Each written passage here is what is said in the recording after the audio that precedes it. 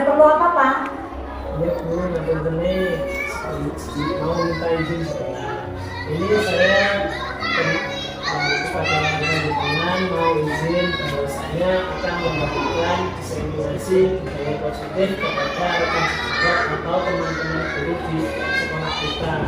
Nah, untuk diseminasi atau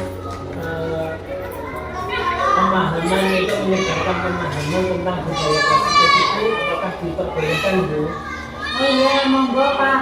Ini untuk designasi ke teman sejawat dan anak-anak juga.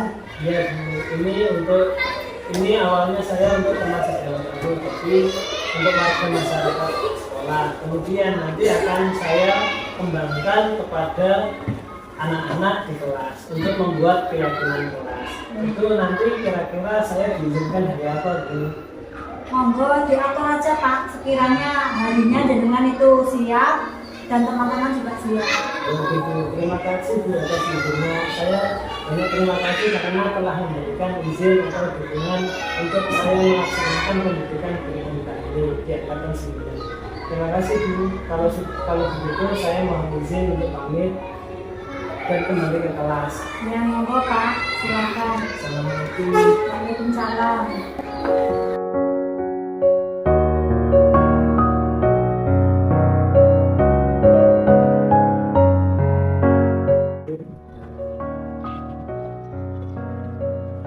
Assalamualaikum warahmatullahi wabarakatuh. Bismillah, alhamdulillah, wassalatu wassalamu ala rasulillah wa ala alihi wa sahbihi wa ala man hamdala ala hadhihi majlisah. Amma ba'du, fala hawla wa la quwwata illa billah. Pertama-tama yang saya hormati Ibu Kepala Sekolah SD Semanding, yang saya hormati Bapak Ibu Dewan Guru SDN Semanding. Pertama-tama marilah kita haturkan syukur kepada Allah Subhanahu wa taala karena atas limpahan rahmat, taufik dan hidayahnya kita semua dapat berkumpul di ruangan ini dalam keadaan sehat walafiat. Yang kedua, salawat serta salam tetap kita haturkan kepada junjungan Nabi kita Nabi Muhammad Sallallahu Alaihi Wasallam, karena beliaulah yang menuntun kita dari zaman jahiliyah menuju zaman yang terang benderang, yaitu agama Islam. Pada pertemuan kali ini saya ingin menyampaikan tentang diseminasi modul 1.4 budaya positif oleh Ari Irfanto, calon guru penggerak angkatan 9 dari Kabupaten Kediri, SDN Semanding. Mohon maaf Bapak Ibu, sebelumnya saya diseminasi ini belum tidak mempunyai niat untuk menggurui atau memberi wacana tentang hal-hal yang seperti ini, akan tetapi saya ingin berbagi atau kolaborasi tentang budaya positif. Nah, di sini saya sudah menyelesaikan modul yang pertama, yaitu modul 1.1, modul 1.2, modul 1.3, dan yang terakhir yaitu modul 1.4 tentang budaya positif.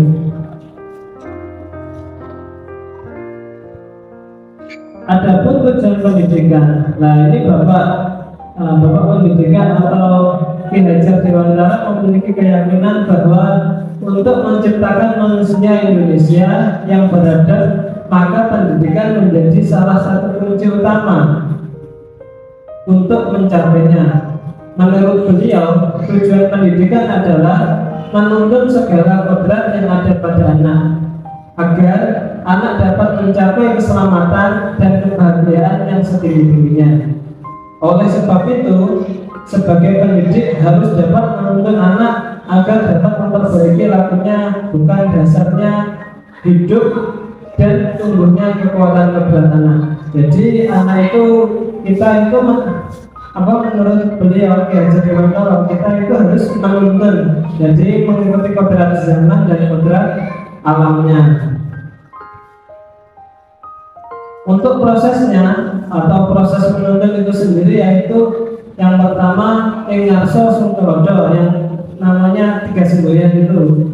Yang pertama ing ngarsa sungtulodo, yang artinya di depan memberi contoh.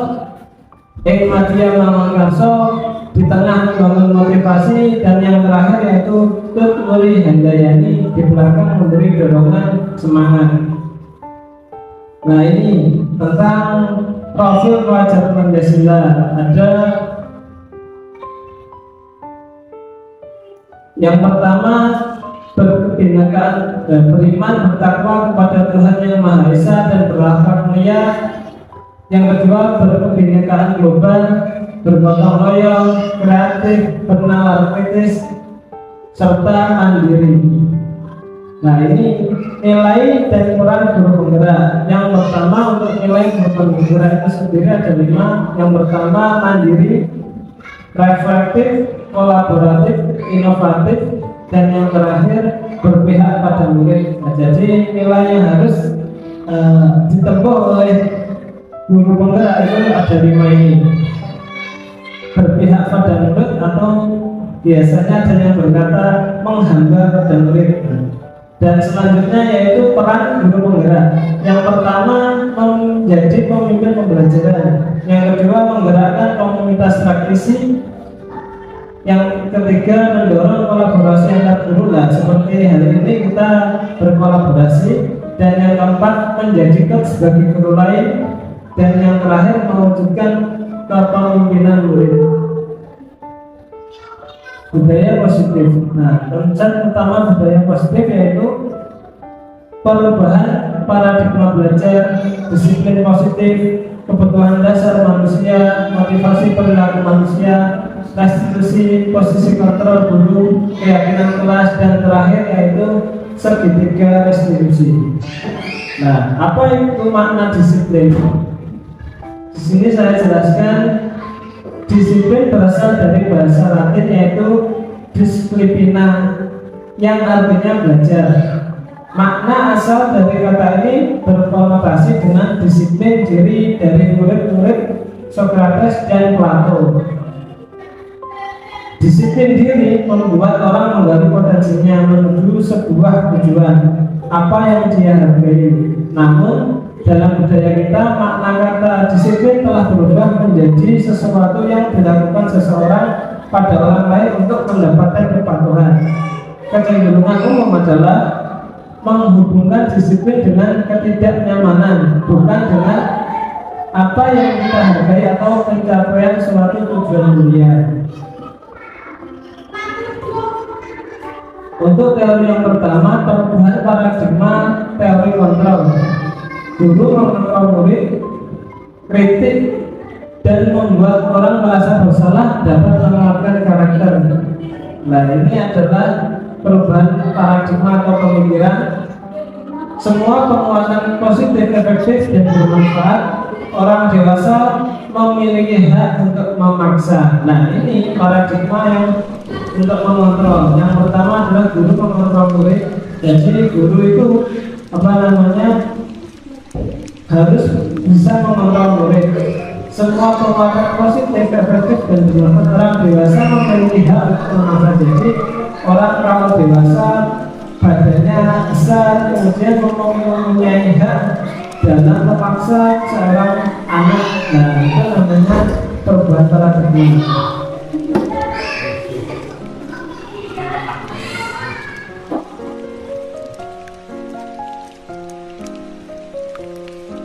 Untuk stimulus respon dan teori kontrol. Untuk stimulus responnya realitas atau kebutuhan kita sama.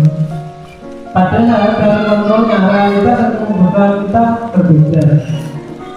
Selanjutnya ada perbandingan. Semua orang melihat hal yang sama. Setiap orang memiliki gambaran berbeda-beda. Meskipun kita guru dan bersama murid itu biasanya kalau teori kontrol pasti mempunyai gambaran yang berbeda. kita mencoba mengubah orang agar berpandangan sama dengan kita. Contoh 1 + 1 sama dengan 2. Nah, kita harus berpandangan seperti itu. Tapi di teori kontrol kita berusaha memahami pandangan orang lain tentang dunia. Jadi dunia itu luas, tidak harus sama seperti yang kita pelajari.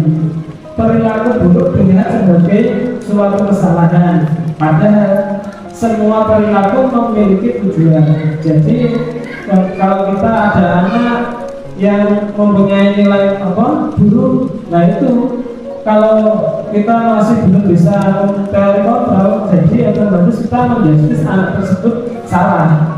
Tapi kalau kita mempunyai teori kontrol, semua perilaku memiliki tujuan. Jadi anak itu pasti punya alasan tersendiri untuk melakukan hal tersebut. Stimulus selanjutnya, orang lain bisa mengontrol saya. Nah, kemudian hanya Anda yang bisa mengontrol diri Anda. Saya bisa mengontrol orang lain, Anda tidak bisa mengontrol orang lain. Pemaksaan ada pada saat tujuan gagal. Nah, ini kolaborasi dan konsensus menciptakan pilihan-pilihan baru. Jadi anak itu setiap mempunyai kesalahan, ada konsekuensinya untuk memiliki untuk tanggung jawabnya, mempunyai pilihan-pilihan. Model berpikir menang atau kalah, model berpikir menang. Jadi saling menguntungkan. Nah, ini nilai-nilai kebaikan, ada peduli, rajin, integritas, rasa hormat, terus terangan, keberanian, kebahagiaan. Ini adalah contoh-contoh nilai-nilai kebajikan. Adapun 5 kebutuhan dasar manusia, yang pertama kebutuhan bertahan hidup, yang kedua yaitu kasih sayang dan rasa diterima, kemudian kebebasan, kesenangan, penguasaan. Untuk teori motivasi perilaku manusia, yang pertama untuk menghindari ketidaknyamanan atau hukuman. Ini motivasi eksternalnya untuk menghindari ketidaknyamanan atau hukuman gimana? Apa yang akan terjadi apabila saya tidak melakukannya? Yang kedua, untuk mendapatkan imbalan dari orang lain atau institusi. Apa yang saya dapatkan apabila saya melakukannya? Jadi ada dorongan atau motivasi tentang hukuman tersebut. Yang ketiga, untuk menghargai diri sendiri menjadi insan sesuai harapan kita. Saya akan menjadi orang yang seperti apa apabila saya melakukannya. Jadi ada tujuan tersendiri atau alasan dalam motivasi dalam diri kita. Hukuman dan konsekuensi. Nah, yang pertama, mencatat 100 kali di dalam buku kalimat saya tidak akan terlambat lagi. Nah, ini salah satu contoh hukuman karena terlambat ke sekolah. Ini mencatat 100 kalimat ini ke bawah. Nah, itu salah satu model hukuman. Kemudian lari mengelilingi lapangan basket 2 kali karena terlambat hadir di sekolah. Membersihkan coretan yang dibuatnya di meja tulis. Murid diminta untuk push up 15 kali karena tidak menggunakan masker ke sekolah. Menggantikan kertas tugas teman yang telah dicoret-coret. Itu adalah model hukuman dengan tanggung jawab. Membersihkan WC sekolah karena mematahkan pensil kawannya. Berdiri di depan kelas sambil mengangkat 1 kaki karena tidak bisa menjawab pertanyaan. Membersihkan tumpahan air di meja tulis karena tersenggol pada saat pembelajaran.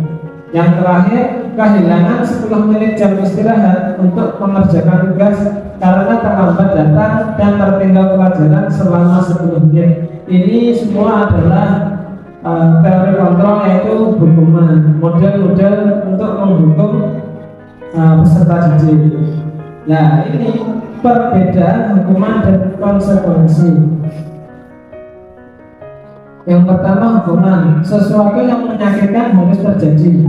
Kalau konsekuensinya, sesuatu harus terjadi. membuat anak sakit fisik maupun hati untuk jangka waktu lama. Biasanya anak itu kalau hukumannya agak berat, biasanya hatinya juga tersakiti dan untuk jangka waktu yang lebih panjang. Kemudian konsekuensi membuat anak merasa tidak nyaman dalam jangka waktu pendek. Anak membenci kedisiplinan. Jadi kalau di model hukuman, jadi anak itu kedisiplinnya terkadang malah membenci. Anak menghargai disiplin, paksaan, stimulus, tanggapan. Mendorong anak menyakiti diri sendiri, mendorong anak agar mudah menyesuaikan diri. Itulah perbedaan dari hukuman dan konsekuensi. Yang selanjutnya konsep diri yang buruk, konsep diri yang baik. Jadi teori tentang hukuman dan konsekuensi. Jadi hukuman sama konsekuensi lebih baik yang konsekuensi. Anak belajar untuk menyembunyikan kesalahan. Jadi adanya hukuman, anak biasanya tidak mau jujur. Anak belajar untuk mematuhi peraturan. Marah, rasa bersalah, dipermalukan, merasa tak dihargai. Kemudian konsekuensinya kehilangan hak, dibuat tidak nyaman, diasingkan untuk sementara. Jadi tidak berlarut-larut. Adapun hukuman, perbedaan konsep disiplin tentang identitas negara. Hukuman atau punishment menyakitkan, tidak nyaman, murid takut, memaksa, murid menyembunyikan kesalahan, murid menjadi rendah diri. Kemudian atau reward, penghargaan tidak efektif. Nah ini kalau reward itu terkadang juga ada negatifnya, sisi-sisi negatifnya, yaitu yang pertama tidak efektif, merusak hubungan, rasa iri, mematikan kreativitas, menghukum dengan sistem ranking, merampas hak menghargai dirinya. Jadi kalau anak yang dari terkadang kalau anaknya dikasih hadiah itu terkadang timbul dari temannya rasa iri. Kemudian konsep disiplin dengan identitas sukses. Konsekuensi penguatan jangka pendek. Kalau restitusinya, murid bertanggung jawab atas perilakunya. Perlu monitoring berkelanjutan. Murid menghormati peraturan, kehilangan waktu untuk merenung kesalahan. Jadi itu salah satu konsep disiplin dengan konsekuensi. Yaitu yang kedua, restitusi. Murid akan bertanggung jawab atas perilakunya, fokus pada pemecahan masalah jangka panjang. Jadi mempunyai solusi atau alternatif jalan keluar bagaimana memecahkan masalah yang tengah dihadapinya. Yang ketiga, murid menghargai dirinya dan orang lain. Yang keempat, teori kontrol, dirinya memegang kontrol. Dan yang terakhir, murid bersemangat memperbaiki kesalahannya. Jadi dengan adanya kesalahan tersebut atau masalah tersebut, murid itu tidak bisa memikirkan jangka panjang. Jadi akan bersemangat memperbaiki kesalahannya. Jadi posisi kontrol. Nah, di sini ada 5 posisi kontrol. Yang pertama yaitu pembuku, membuat orang merasa bersalah, teman atau kawan, pemantau, dan yang terakhir yaitu manajer. Yang pertama, penghukum. Seorang penghukum bisa menggunakan hukuman fisik atau verbal. Yang kedua, membuat orang merasa bersalah. Biasanya guru bersuara lebih lembut. Yang ketiga, posisi sebagai teman atau kawan. Guru pada posisi ini tidak akan menyakiti murid, namun akan tetap berupaya mengontrol murid melalui persuasi. Jadi mengajar. Yang keempat yaitu monitor atau pemantau. Memonitor berarti mengawasi. Jadi kita memantau terus gerak-gerik siswa dengan dengan metode atau kontrol monitor. Yang terakhir yaitu guru sebagai manajer. Respon yang menunjukkan tanggung jawab guru dalam posisi terakhir. Manajer adalah posisi mentor di mana guru berbuat sesuatu bersama dengan murid, mempersilahkan murid mempertanggungjawabkan atas perilakunya, mendukung murid agar dapat menemukan solusi atas permasalahannya sendiri. Jadi kita menawari murid kira-kira alternatif atau pemecahan masalah seperti apa yang harus kamu kerjakan. Nah, itu adalah teori manajer.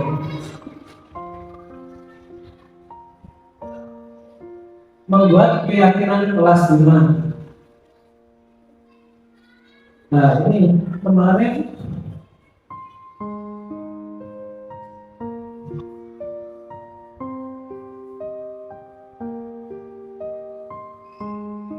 dalam pembuatan keyakinan kelas sudah saya jelaskan kepada anak-anak kelas 5 bahwasanya keyakinan kelas itu hampir mirip-mirip sama peraturan kelas. Jadi keyakinan kelas hanya saja dalam keyakinan kelas itu kata-katanya dipositifkan atau menjadi halus. Yang pertama, peraturan kelas bersikap jujur, bersikap sopan dan santun, tepat waktu. Nah, biasanya ada tidak boleh terlambat, bersikap sopan, tidak boleh berkata kotor. Nah, ada kata-kata tidak. Nah, seperti itu sama anak-anak sudah dirubah dengan kata positif. Bersikap jujur, dilarang berbohong. Nah, itu salah satu larangan. Tidak, kata tidak itu salah satu bentuk negatif, konotasi negatif. Kemudian rukun, memperhatikan guru, izin saat keluar kelas, menghormati dan menghargai guru, menjaga kebersihan kelas. Nah, keyakinan kelas atau nilai kebajikan yang dituju ini adalah untuk meringkas atau namanya menggabungkan nilai-nilai peraturan kelas tersebut menjadi suatu hal yang mudah dihafal. Yang pertama yaitu komitmen, yang kedua kesantunan, keteraturan, gotong royong, rasa hormat, rajin. Seperti bersikap jujur itu masuk ke dalam komitmen. Bersikap sopan dan santun, nah kesantunan, tepat waktu, keteraturan, nah itu salah satu nilai kebajikan yang dituju oleh peraturan kelas tadi. Nah, ini yang terakhir, apa itu restitusi? Kira-kira restitusi adalah proses menciptakan kondisi bagi murid untuk memperbaiki kesalahan mereka sehingga bisa kembali ke kelompok mereka dengan karakter yang lebih kuat. Jadi anak tersebut itu bisa memperbaiki kesalahannya sehingga tidak dipermalukan oleh temannya. Kita sebagai untuk mempraktekkan segitiga restitusi tersebut bisa menciptakan kondisi murid. Jadi anak mentalnya masih tetap aman. Lanjut, restitusi bukan untuk tujuannya yaitu bukan untuk menebus kesalahan, tapi untuk belajar dari kesalahan. Kalau yang kedua, memperbaiki hubungan. Jadi kita sama murid hubungannya bertambah lebih erat. Yang ketiga, tawaran, bukan paksaan. Jadi kita itu memberi solusi, tetapi juga ditawarkan kepada anak kira-kira solusi apa yang dapat memecahkan masalah yang telah kamu hadapi. Yang keempat, menuntut untuk melihat ke dalam diri. Jadi anak itu latihan gimana dirinya untuk melihat dirinya, apakah dia salah, apakah benar. Jadi dia harus tahu salah atau benarnya. Kita tanya, sebenarnya anak itu salah, tapi dalam hatinya sebenarnya paham dia itu memang benar-benar salah. Yang kelima, mencari kebutuhan dasar yang mendasari tindakan. Yang keenam, cara untuk memperbaiki diri. Jadi di dalam segitiga restitusi tersebut bisa mencari bagaimana anak tersebut memperbaiki dirinya. Yang ketujuh, fokus pada karakter bukan tindakan. Yang kedelapan, fokus pada solusi. Jadi intinya kita mencari solusi untuk masalah yang telah dihadapi. Yang kesembilan yaitu mengembalikan murid yang berbuat salah pada kelompoknya. Adapun segitiga restitusi. Nah, Ada sedikit. Yang pertama yaitu menstabilkan identitas.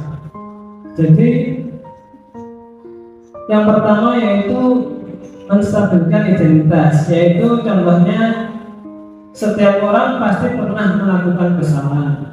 Kamu bukan satu-satunya yang pernah melakukan ini. Kemudian yang kedua yaitu validasi tindakan yang salah. Contoh pertanyaannya yaitu kamu tentu punya alasan mengapa kamu melakukan itu. Kemudian adakah cara yang lebih efektif untuk mendapatkan apa yang kamu butuhkan? Itu adalah validasi tindakan yang salah. Dan yang terakhir yaitu dalam segitiga institusi menanyakan keyakinan. Keyakinan kelas apa yang telah kita sepakati? Kita menanyakan apakah itu masuk dalam keyakinan kelas. Kamu ingin menjadi orang yang seperti apa? Itu adalah menanyakan keyakinan. Untuk membuat murid yang merasa gagal karena berbuat salah menjadi positif terhadap dirinya. Jadi yang pertama menstabilkan identitas. Guru berkata, berbuat salah itu hal yang manusiawi. Yang kedua, tidak ada manusia yang sempurna. Bapak atau ibu juga buat salah. Kita pasti bisa menyelesaikan permasalahan ini. Bapak atau ibu tidak tertarik untuk mencari tahu siapa yang benar, siapa yang salah. Bapak atau ibu lebih tertarik untuk menyelesaikan masalah. Yang terakhir contohnya, kalau kamu menyalahkan dirimu sendiri terus-menerus, apakah kamu bersikap baik pada dirimu sendiri? Nah, itu adalah contoh dari menstabilkan identitas, yang artinya untuk membuat murid yang merasa gagal karena berbuat salah menjadi positif terhadap dirinya. Jadi tidak terus-menerus untuk menyalahkan dirinya. Yang kedua yaitu validasi tindakan yang salah. Membantu murid mengenali basic need yang ingin dipenuhinya ketika melakukan kesalahan itu. Guru berkata, kamu bisa saja kan melakukan hal yang lebih buruk, tapi kamu tidak melakukannya kan? Nah, itu adalah salah satu contoh validasi data. Kamu pasti punya alasan mengapa melakukannya. Nah, itu mencari tahu tentang kebenaran atau alasan dia melakukan kesalahan tersebut. Apa yang penting bagi kamu? Nah, dalam melakukan kesalahan dia pentingnya gimana? Kamu boleh tetap berusaha menjaga sikap itu, tapi tambahkan sikap yang lain yang baru. Maukah kamu belajar cara lain untuk mendapat yang kamu butuhkan tanpa harus memukul? Dan yang terakhir contohnya untuk validasi tindakan yang salah, apakah kamu bisa melakukan dengan lebih baik besok? Nah, itu adalah biar anak tersebut membantu murid mengenali basic need yang ingin dipenuhinya, sehingga ketika melakukan kesalahan itu. Yang terakhir dalam segitiga institusi adalah menanyakan keyakinan. Murid melihat kesalahannya dihubungkan dengan nilai-nilai kebajikan yang diyakininya. Mendasari manusia berinteraksi dengan orang lain. Nah, ada pun contohnya yaitu guru berkata, apa nilai yang kita percaya di kelas atau sekolah kita? Jadi kalau kita di kelas atau keyakinan kelas itu seperti halnya tadi peraturan. Apa nilai yang kita percaya di kelas? Kita menanyakan keyakinan kepada anak, apakah itu sudah tertera dalam keyakinan kelas kita? Nilai-nilai kebajikan atau keyakinan kelas apa yang telah kita sepakati. Jadi anak itu membantu anak untuk berpikir bahwa untuk mengingat kembali keyakinan kelas yang ada di kelasnya. Kelas yang ideal itu seperti apa sih? Nah, itu untuk menanyakan kepada si anak. Kamu ingin jadi anak seperti apa? Nah, ini kita tanyakan atau menanyakan keyakinan di kelas. Apa yang kamu rasakan ketika kamu melakukan itu? kamu menjadi orang yang seperti apa. Jadi kalau kita sudah membuat keyakinan jelas apa yang kamu rasakan. Penerapan segitiga restitusi, memberikan restitusi kepada siswa yang melakukan pelanggaran norma kesopanan. Kemarin saya dalam segitiga restitusi prakteknya saya mengambil contoh, ada seorang anak kelas 6 dan kelas 5. Yang kelas 6 itu bernama Ani. Dia marah besar dikarenakan setiap pekerjaannya selalu dicontek oleh temannya, dicontek terus. Jadi setiap PR, tugas yang dikerjakan, yang diberikan dari gurunya, dia mesti selalu dicontek sama temannya, sehingga timbullah perasaan bahwasanya dia itu merasa marah dan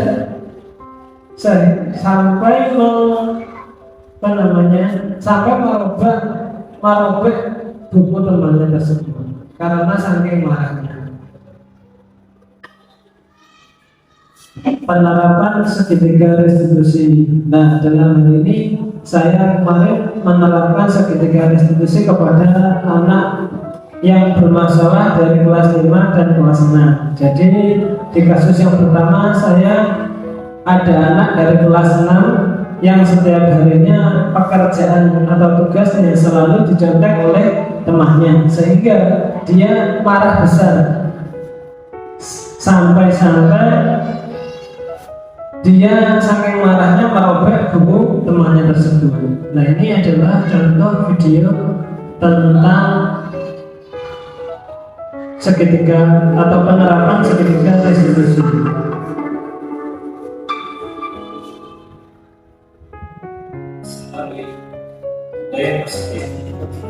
Kenalkan, nama saya Alexander SJSD. Saya calon guru penggerak kapal cipinang dari Kabupaten Gresik. Salam guru penggerak, bergerak. Sebelum saya melanjutkan materi yang akan saya jelaskan, saya mau apa itu segitiga restitusi.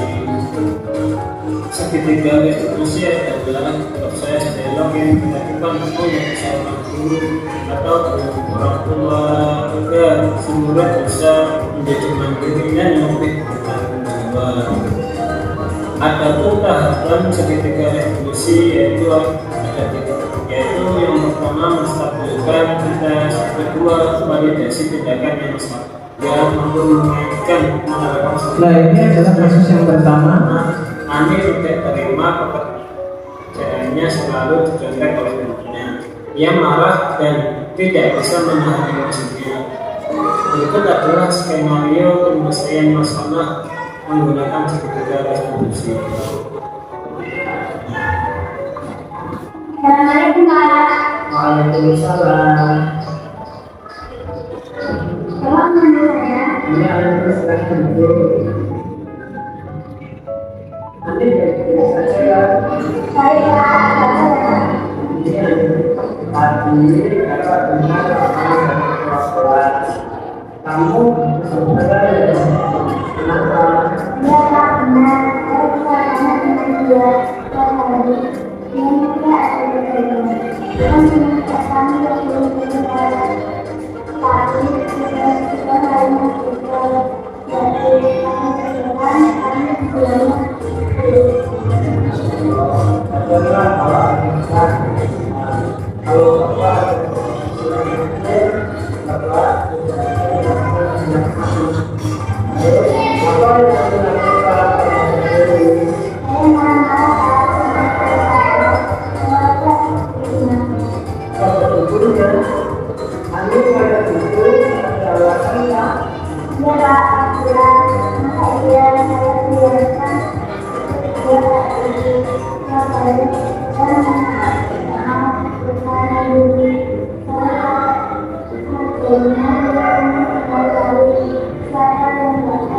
Jadi intinya ini penerapan segitiga restitusi bahwasanya Ani itu marah dan bagaimana kita mencari solusi, karena dalam segitiga restitusi sendiri itu tujuannya adalah pandangannya adalah untuk bagaimana mencari solusi atau pemecahan masalahnya.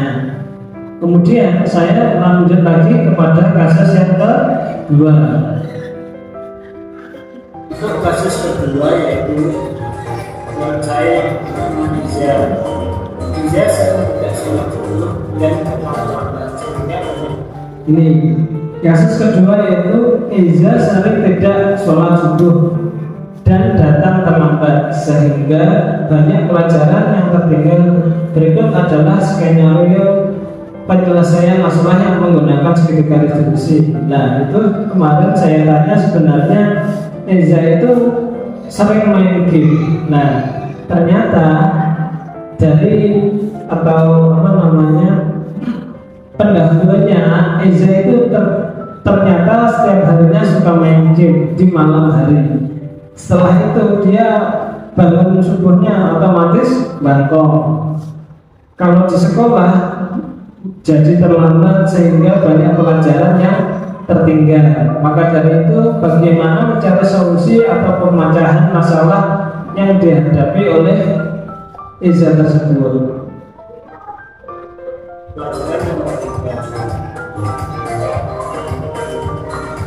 Assalamualaikum. Waalaikumsalam. Permisi Pak, Bapak mau bertanya? Tidak Eza sehat kan? Iya Pak. Enggak. Bapak pasti dapat laporan seperti itu. Kalau Pak Eza sering tidak sholat subuh dan sering berangkat ke sekolah. Alhamdulillah Eza. Iya Pak. Sehat.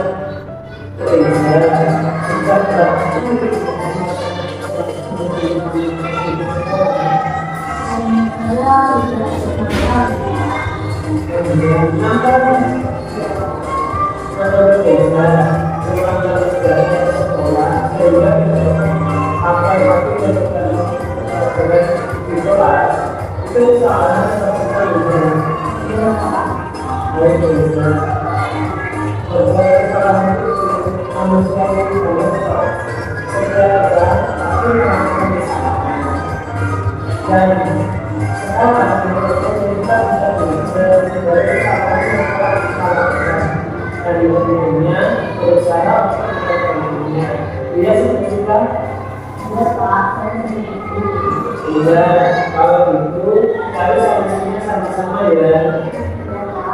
Eza dalam hal ini sudah 6 kali terlambat.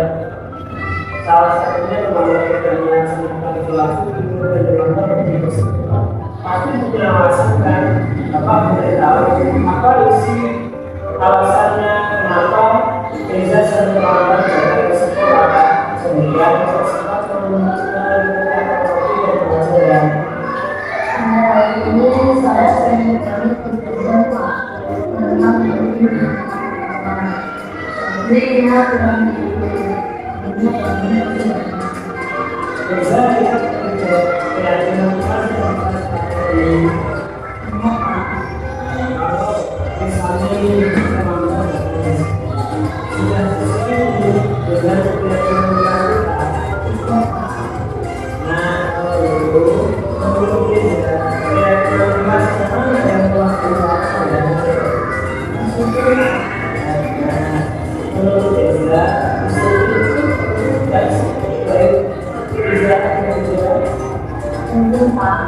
karena disiplin membuat saya melakukan dan tapi menjadi waktu. Sekali sudah karena memakai waktu itu sangat penting dan tentunya sangat bermanfaat bagi kita. Sama halnya kita bisa menghargai orang-orang yang ada di sekitar kita. Tugas-tugas kita dibentuk dan kita juga bisa melatih rasa percaya kita. Ya Pak, saya sudah bisa terlambat banyak sekolah.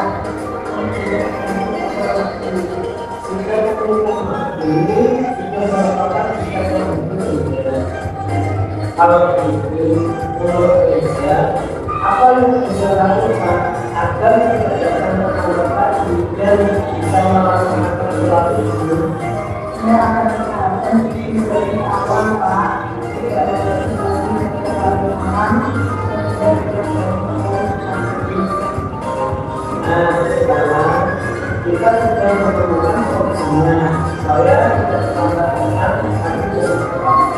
dan setelah ini Bapak akan bisa keluarga dia bisa mengingatkan supaya mereka bisa membangun Indonesia tidak aman agar tidak datang terlambat lagi ke sekolah sehingga dalam melaksanakan sholat tersebut juga bisa tidak bisa. Nah sekarang Keja silakan kembali ke kelas ya. Silakan kerjakan tugas dan tidak ketinggalan di 6 kali terakhir ini. Ya Pak, sekali lagi saya minta maaf Pak, sudah kelas sekarang.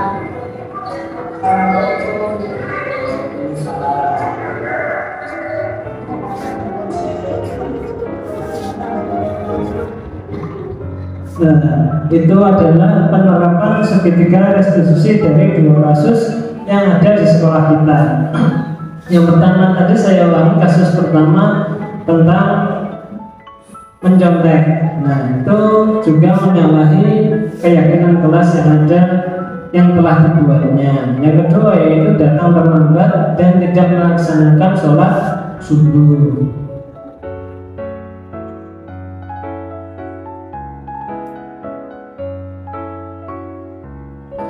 Mungkin itu saja yang dapat saya jelaskan atau presentasi. Mungkin Bapak Ibu ada yang mau ditanyakan atau boleh menanggapi, silahkan. Saran dan kritik bisa disampaikan.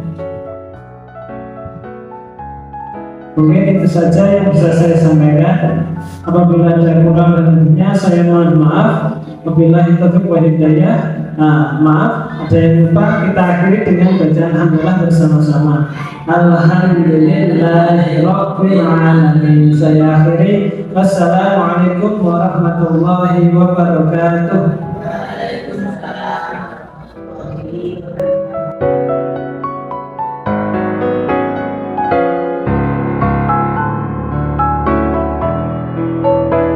Assalamualaikum warahmatullahi wabarakatuh. Waalaikumsalam warahmatullahi wabarakatuh. Bagaimana kabarnya anak-anak hari ini? Baik. Alhamdulillah baik.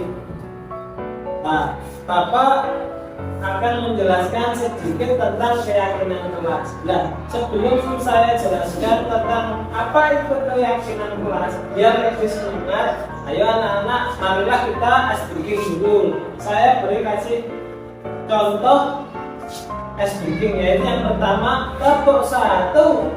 Yes. Gitu ya, kalau Bapak bilang tepuk 1, yes. Kalau Bapak bilang tepuk 2, oke. Kalau tepuk 3, semangat. Kalau tepuk 4, Konsentrasi. kalau tepuk 5, Siap belajar. nah kita tes. Tepuk 1, tepuk 2, Oke. tepuk 3, tepuk 4, Konsentrasi. tepuk 5. Siap belajar. Nah sekarang Bapak kasih contoh lagi tepuk fokus. Kalau Bapak bilang tepuk fokus, kalian bilang tepuk fokus. Melihat, mendengar, mengingat, fokus, gitu ya. Paham mana? Paham. Nah, Bapak coba tepuk fokus. Melihat, mendengar, mengingat, fokus. Nah, pintar anak-anak, bagus sekali. Nah, ini Bapak akan menjelaskan sedikit tentang materi kita atau pemahaman konsep tentang keyakinan kelas. Anak-anak, ada yang pernah tahu, pernah mendengar apa itu keyakinan kelas? Ada yang bisa? Silakan anak-anak. Belum tahu anak-anak? Nah, ini saya jelaskan.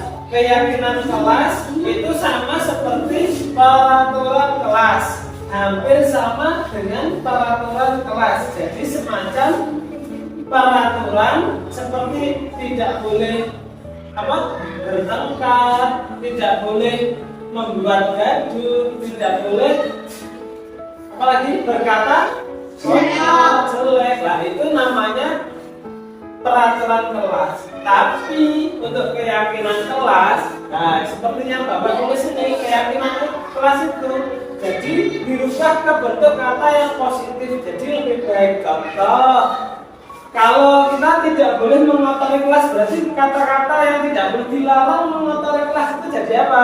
Menjaga kebersihan. Kan tidak ada kata-kata tidak boleh atau dilarang, tapi menjaga kebersihan kelas. Keyakinan kelas itu nanti yang peraturan yang kita sepakati bersama. Jadi dalam satu kelas ini keyakinan kelas itu nanti semua harus bertanggung jawab, juga harus disiplin untuk mematuhi keyakinan kelas tersebut. Contoh, tidak boleh berkata kotor. Jadi nanti nulisnya apa? Berkata yang baik. Itu tidak ada kata-kata tidak boleh berkata yang kotor, dilarang ngomong jorok. Itu kan kasar. Kemudian diganti, itu kan masih kalimat negatif. Kemudian kita ganti ke dalam bentuk kalimat positif. Kemudian maka namanya berkata yang baik, berkata yang sopan, seperti itu. Paham anak-anak? Yakin saudara ya, nanti kesepakatan kelas ini atau keyakinan kelas ini itu nanti kita sepakati bersama. Jadi semuanya harus bertanggung jawab, harus mau nanti ditempel di kelas ini. Kemudian setelah itu nanti kalian setelah saya tempel, kalian mulai tempel di sini ya. Setelah kalian tulis, nanti kalian tempel di sini. Paham anak-anak? Nah, nanti kalian tempel di sini. Ini saya bagikan stick note-nya. Nanti kalian tulis di sini.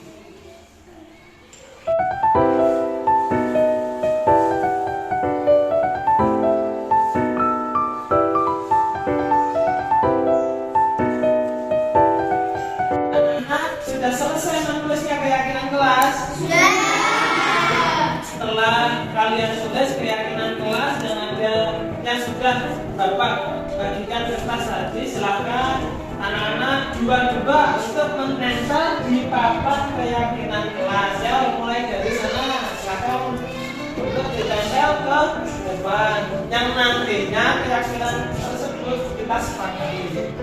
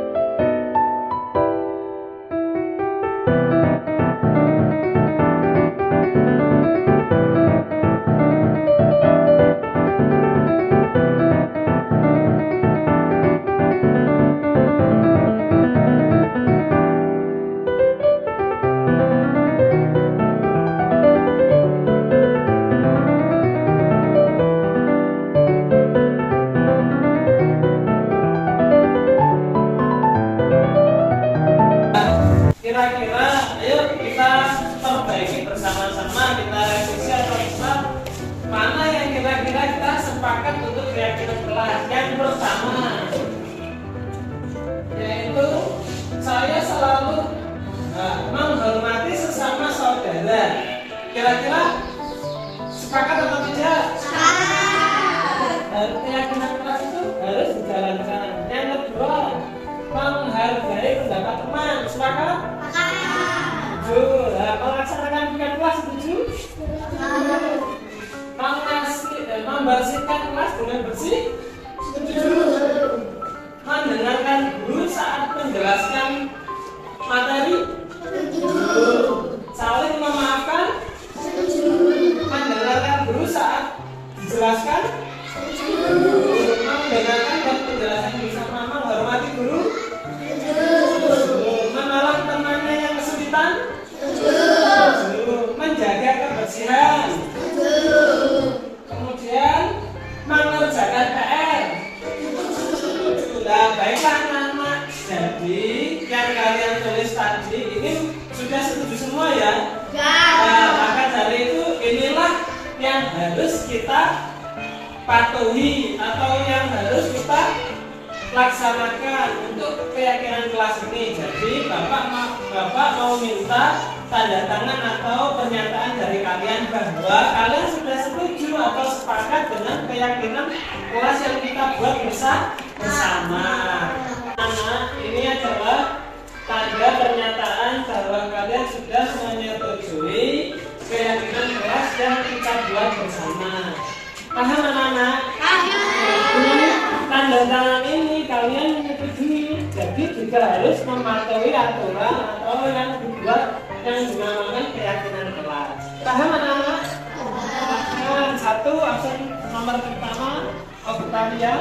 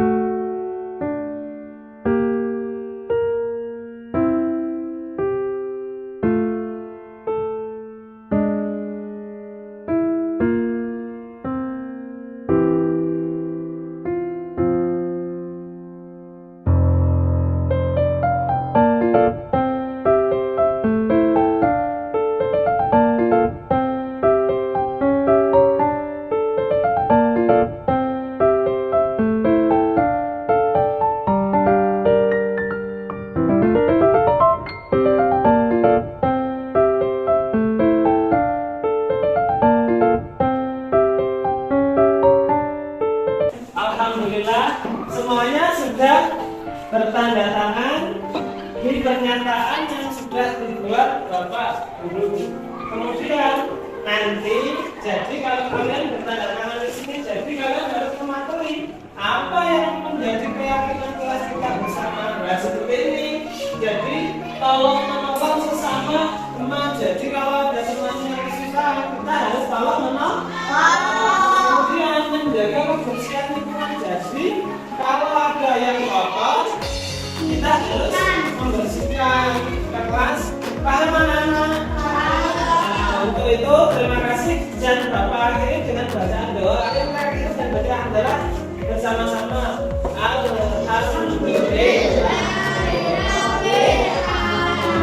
Assalamualaikum warahmatullahi wabarakatuh.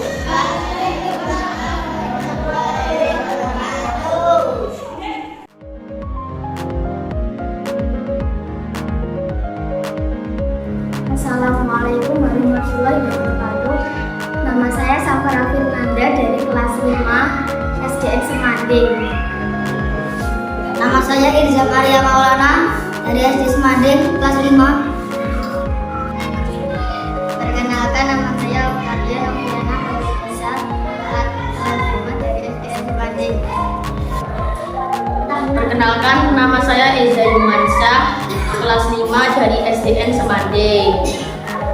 Perkenalkan, nama saya Linda Dewi Putri kelas 5 dari SDN Semanding.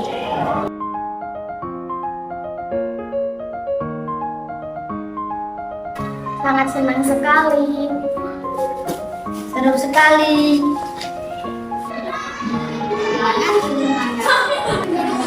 Sangat mengesankan. sangat bahagia.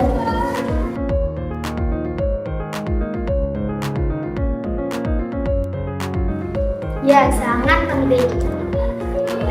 Penting sekali. Penting banget. Sangat penting. Sangat penting.